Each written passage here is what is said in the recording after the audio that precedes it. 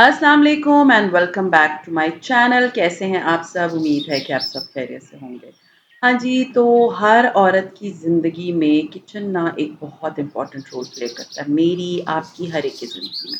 और किचन जब बिखरा हुआ हो और ऑर्गेनाइज़्ड ना हो और हर तरफ आपका फ़ील हो कि जी मैंने ग्रॉसरी भी सही नहीं रखी, मैं कोई चीज़ बाहर से अगर लेकर आती हूँ तो उसको मैं किस चीज़ के अंदर डाल के रखूँगी, या मतलब किचन अगर आपका ऑर्गेनाइज़्ड खूबसूरत ना हो तो आपको अपना दिन कभी भी अच्छा नहीं लगेगा।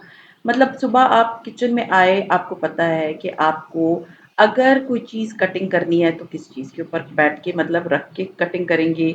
अगर कोई चीज़ आप बेकरी का बाज़ार से सामान लेकर आई हैं तो उसको मैं किस चीज़ में डाल के रखूँगी, या अगर मुझे अपनी किचन में अपने लिए आसानियाँ पैदा करनी है तो वो किस तरह से करनी है। क्योंकि आज का जो टॉपिक है, जो आज मैं आपके साथ सारी टिप्स एंड ट्रिक्स शेयर कर रही हूँ, वो सब रिलेटेड हैं योर किचन ऑर्गेनाइजेशन से। सो लेट्स गेट स्टार्टेड कि how to organise your kitchen. Kitchen में एक चीज़ जो सबसे इम्पॉर्टेंट है वो है हमारा फ्रिज।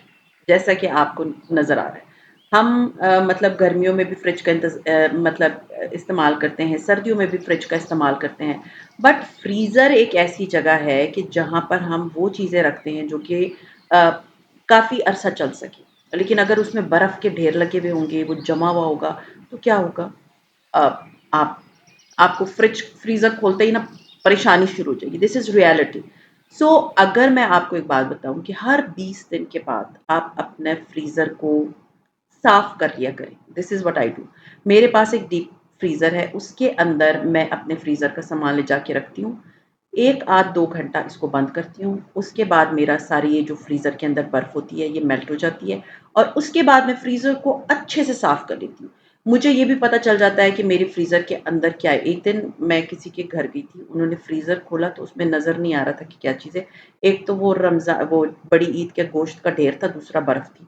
आई वाज़ लाइक यार इतना गोश्त जमा करने की क्या ज़रूरत है? मैं तो हार्डली कुछ 2-4 किलो ही रखती हूँ अपने लिए, बाकी मैं बाँट देती हूँ। मुझे बिल्कुल शौक नहीं है बहुत ज़्यादा गोश्त का। बट जो चीज़ भी है, फ्रीज़र को एक अच्छी-सी लुक देने के लिए हमेशा आफ्टर 20 डेज़ फ्रीज़र को साफ़ करें। अब ये आप देख सकते हैं मैंने पूरा फ्रीज़र साफ़ कर दिया। इसमें मैंने ऊपर वाली जगह पे सारी वो चीज़ें रखी हैं जो कि बनी हुई होती हैं और नीचे वो रखा है जो कि सब्ज़ियाँ वग़ैरह। ऊपर गोश्त का पोर्शन होता है और नीचे मेरी सब्ज़ियों का होता है, जो कि मैं ये 20 दिन के अंदर यूटिलाइज़ हो जाएँगी और बच्चे कंज़्यूम कर लेंगे और फिर मैं फ्रीज़र साफ़ कर लूँगी। इस तरह से आपका फ्रीज़र हमेशा साफ़-सुथरा रहता है और आपको पता होता है कि आपके फ्रीज़र में क्या। फिर इसके बाद जब आप बेकरी से कोई चीज़ लेकर आते हैं, तो आपको पता होना चाहिए कि मैं इसको किस में रखूँगी। ये जो कंटेनर आपको नज़र आ रहा है, अगर आपको ये बाज़ार में मिलता है, गो फॉर इट। ये मैंने संडे बाज़ार से लिया था। बहुत पहले I remember when I was in Karachi, मैं और मेरी कज़िन गए थे और हमने ये संडे बाज़ार से लिया था। ये मार्बल की बेस है और ऊपर उसका शीशा आता है। आपको इस तरह की चीज़ें ना संडे बाज़ार में बड़े आराम से मिल जाती हैं। आप लें, उसके अंदर आप अपने ये जैसे कुकीज़ हैं, कपकेक्स हैं, इनको आप आराम से रखें। बिलीव मी, एक तो ये प्यारा लगता है और दूसरा ये कि आपकी चीज़ महफूज़ रखती है हो जाती है। मतलब चूंटियों से, कीड़ों से आप इसको फ्रिज में नहीं रख सकते। ये 1 आध दिन में कंज़्यूम होने वाली चीज़ है। तो इस तरह के कंटेनर्स मिलते हैं, सो गो फॉर इट।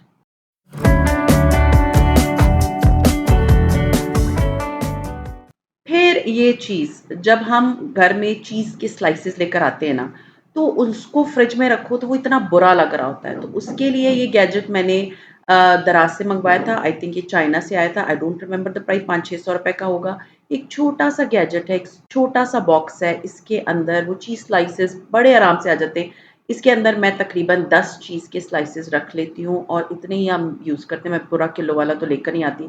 तो जब बच्चों को सैंडविचेस बना के देने होते हैं या कुछ भी होता है तो ये रैपर फटा हुआ और फ्रिज के अंदर रखा हुआ सीरियसली बिल्कुल प्यारा नहीं लगता। तो इस तरह के कंटेनर्स लेके उसके अंदर आप जो चीज़ रखते हैं, एक तो वो आपके फ्रिज को ऑर्गेनाइज़ दिखाता है, आपको खुद फ़ील होता है that how organised person I am. थोड़े-थोड़े पैसे हैं, आपको ये मैंने नहीं कहा कि पूरे महीने बस चीज़ें खरीदते रहें, नहीं। आप 1 आध महीने में 1 आध चीज़ खरीद लें, टारगेट बना लें, इस हफ्ते मैंने ये खरीदना है या एक इस महीने मैंने ये चीज़ें खरीदनी है। और याद रखें ये सालों चलने वाली चीज़ है। ये ऐसा नहीं है कि अब मैंने लिया है तो बस ये बस टूट जाएगा, नहीं। ये मैंने कोई 2-3 साल से लिया हुआ है एंड 2-3 साल से मैं इसको यूज़ कर रही हूँ। बस लें, इसमें चीज़ डालें, फ्रिज में रखें, जब भी बच्चों को चाहिए, उनको पता होता है कि चीज़ कहाँ पर पड़ी हुई है। तो इस तरह की छोटी चीज़ों में इन्वेस्ट करें, ये आपके लिए बहुत फ़ायदेमंद है और आपका किचन बहुत ऑर्गनाइज़ लगता है।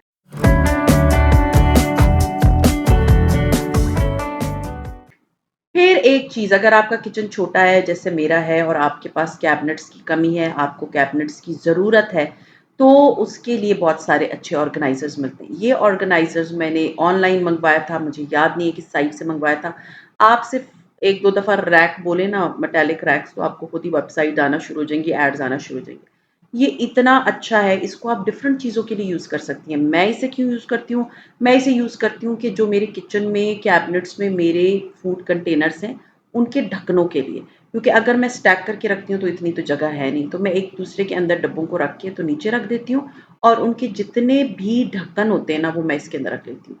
अगर आपके पास जगह नहीं है, आप इसके अंदर जो स्प्रे बॉटल्स होती हैं, जो किचन क्लीनिंग के लिए होती है, वो इसके अंदर रख सकती हैं। आप इसको बेइंतहा चीज़ों के लिए यूज़ कर सकती हैं।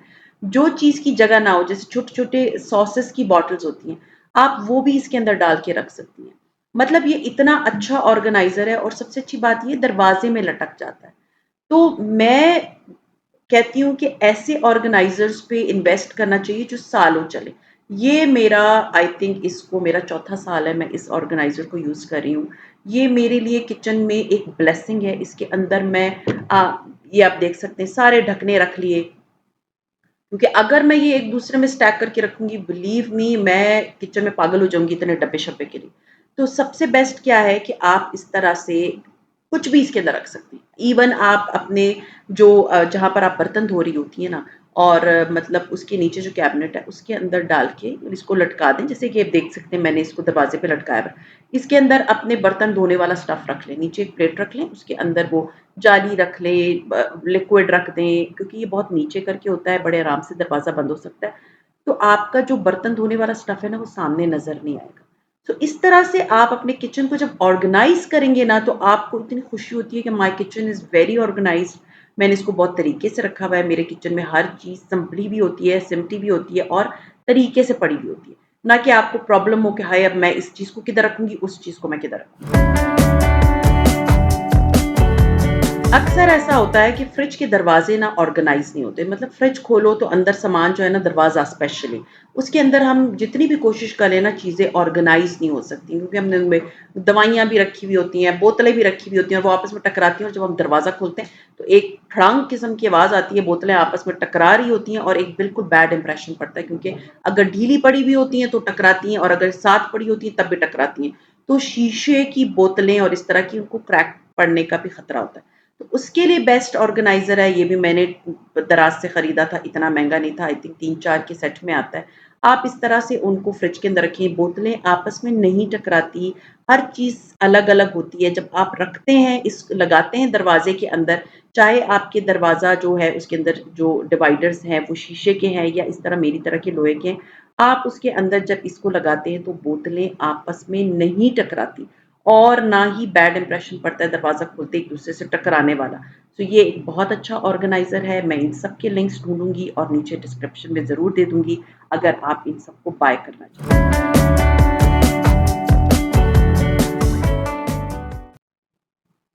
फिर एक चीज़, हमारे किचन में चाय के साशे हम लेकर आते हैं, जो शानदार लेकर आते हैं। इसी तरह के बहुत सारे मसालों के साशे होते हैं जो कि हम लेकर आते हैं और उनको सँभालना I think is not very easy thing. तो उसके लिए जो ऑर्गेनाइज़र है that is a very simple organiser. ये मैंने लिया था अल-फतेह से। आप कहीं से भी इसको देख सकते हैं, इवन आप दराज़ से इसको खरीद सकते हैं। जैसे कि मैंने आपको बताया, जितने मैं मुझे लिंक मिले मैं आप लोगों से शेयर कर दूँगी। इतना बेस्ट ऑर्गेनाइज़र है, इसके अंदर सबसे इम्पोर्टेंट चीज़ क्या है कि आपके साशे, क्योंकि ये बना ही साशे के लिए है, तो साशे का जो साइज़ होता है ना, उसके अकॉर्डिंगली है। आपने इसको डिवाइडर को लगाया, बीच में आप देख सकते हैं डिवाइडर लगा हुआ है। आपने इसके अंदर चाय के साशे, क्योंकि मैं ग्रीन टी पीती हूँ, मेरी बेटी भी ग्रीन टी पीती है, तो मैं इसके अंदर ग्रीन टी के साशे रख रही हूँ। अगर आप नॉर्मली घर में जो शानदा है या मसालों के साशे हैं, या आप अपने लिए को पान मसाला कोई इस तरह की साशों वाली चीज़ें लेती हैं, तो उसके लिए I think this organiser is the best, जो कि आपको आपके अगर ये कहीं पर रखा भी होता है ना, तो ये इतना खूबसूरत लग रहा है जैसा कि आपको नज़र आ रहा है। आपने इसको कहीं स्टाइल करके कहीं पर रख दिया, आपका किचन प्यारा लगता है, ऑर्गेनाइज़्ड लगता है। अगर किचन काउंटर पे भी पड़ा होता है ना, तो आपको खुशी होती है कि मेरे किचन काउंटर पे या थैलियों के अंदर जो है ना, ये सारे जो पान मसाले हैं या चाय की साशे हैं या डब्बों में नहीं पड़े हुए कागज़ के, इसके अंदर पड़े हुए हैं और मेरा किचन बहुत अच्छा और बहुत ऑर्गेनाइज़्ड लग रहा है। सो इस तरह की चीज़ों पे इन्वेस्ट करने से आपको क्या होता है, आपके एक ही दफ़ा का खर्चा है सीरियसली। ये ऑर्गेनाइज़र भी मैंने पता नहीं कितने साल पहले लिया था and still I am using it for different things. So हर महीने एक आध ऑर्गेनाइज़र्स लें और अपने किचन को बेहतरीन तरीके से ऑर्गेनाइज़ करें।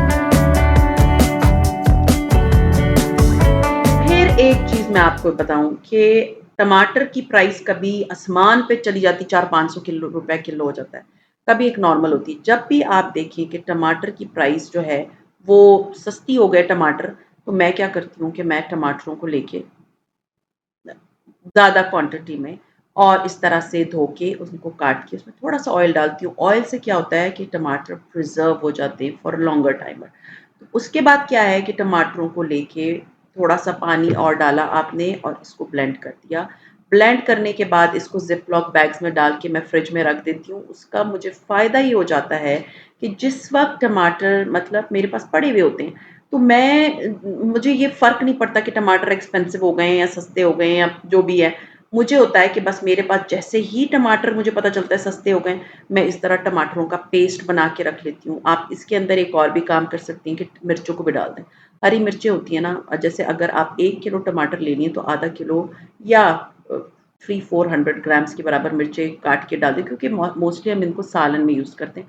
अगर आप तीखा खाती हैं, जैसे कि मेरे घर में सब तीखा खाते हैं, तो मैं हरी मिर्चें भी डाल देती हूँ, लेकिन इसमें मैंने इसलिए नहीं डाला ताकि मैं आप लोगों को दिखा सकूँ कि आप इस तरह से कर सकती हैं। सो टमाटरों को लें, उनका पेस्ट बनाएँ, ज़िप-लॉक बैग के अंदर डालें और उनको फ्रीज़र में फ्रीज़ कर दें।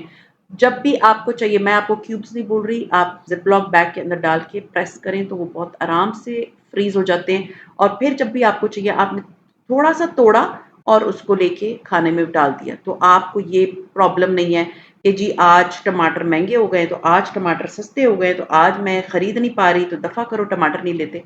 इस तरह से आपके पैसे भी बचते हैं और आपका किचन भी ऑर्गेनाइज़ रखता है। टमाटर इधर-उधर जो फ्रिज के अंदर पड़े-पड़े गल सड़ जाते हैं समटाइम्स, वो भी नहीं होता। आते ही टमाटरों का पेस्ट बना के रख दें। हाँ, जो सलाद के लिए यूज़ करती हैं, डोंट डोंट ब्लेंड इट, उसको फिर आप सलाद के लिए यूज़ करें। फिर ये चीज़ मैं हमेशा से करती आई हूँ। मैं दालों को एक साथ किलो, 2 किलो उबाल लेती हूँ। जैसे माश की दाल है ना, माश की दाल एक टेक्निकल किस्म की दाल है। जब आप उसको उबालते हैं, उसमें आपने एक कनी दाल छोड़नी होती है ताकि वो जो है वो सालन के साथ जो भी ग्रेवी आप बना रहे हो, तो उसके साथ जो है वो पक जाए। अदरवाइज़ अगर आपने इसको थोड़ा-सा ज़्यादा गला लिया, तो उससे क्या होता है कि दाल जो होती है वो या तो लोग डाल देते हैं डायरेक्ट कुकर में, तो बिल्कुल मलीदा बन जाती है। तो मैं आपको बता रही हूँ, पहले दालों को लेके भिगो दें, जैसे ये दाल है माश की, भिगोई, उसके बाद मैंने पानी में इसको डाला और गर्म पानी में और उबलने रख दिया, साथ में लाल मिर्च डाली ताकि जो झाग होती है वो भारी हो जाए, बाहर ना निकले। और जब दाल मेरी उबल जाती है, मेरे मुताबिक ना ये गलती है क्योंकि वो मेल्टेड होती ही नहीं है। जैसे ही दाल मुझे फ़ील होता है कि मेरे मुताबिक खली-खली सी बन रही है, तो मैं उसको लेके छान लेती हूँ और ठंडा होने के बाद मैं इसको ज़िप-लॉक बैग्स में डाल के, तो मैं इसको फ्रीज़र में फ्रीज़ कर लेती हूँ। जितनी मुझे पकानी होती है, वो उतनी मैं पका लेती हूँ, बाकी मैं फ्रीज़र में फ्रीज़ कर लेती हूँ कि नेक्स्ट टाइम मुझे उबालनी ना पड़े। इसी तरह काली दाल है, इसी तरह जो माश की साबित दाल होती है, इसी तरह चने की दाल है। इस तरह से दालें कर लेने के बाद आप अपनी ज़िंदगी इतनी आसान बना देते हैं, जब भी नेक्स्ट टाइम आपने खाना बनाना होता है, आपकी दाल गली भी होती है, आपको दाल उबालनी नहीं पड़ती और इस तरह से अगर आप 1 हफ़्ता लगाएँगे, तो आप बड़े आराम से अपनी 2 महीनों की दालें जो है ना, वो उबाल सकते हैं। हर रात को दाल भिगोएँ, दूसरे दिन उबाल लें। सिर्फ़ 1 हफ़्ते का काम है, नेक्स्ट आपकी पूरे महीने की जो है ना, वो दाल गली हुई पड़ी भी होती है, उसमें लोबिया भी है, उसमें चने भी है, उसमें सारी दालें हैं।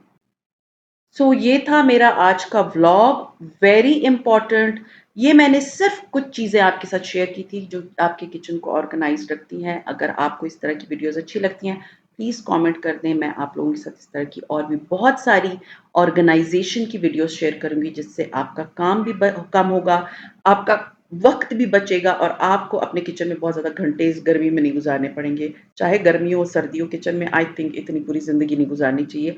उतना टाइम देना चाहिए जितना ज़रूरी होता है और ये छोटी-छोटी चीज़ें जो आप करते हैं तो आपका वक़्त बचता है और वो वक़्त आप किसी प्रोडक्टिविटी में गुज़ार सकते हैं। तो ये था मेरा आज का व्लॉग, उम्मीद है पसंद आया होगा, पसंद आता है तो लाइक कीजिए, सब्सक्राइब कीजिए, शेयर कीजिए with your friends and family. See you इंशाल्लाह ताला in my next vlog, till then take care and अल्लाह हाफ़िज़।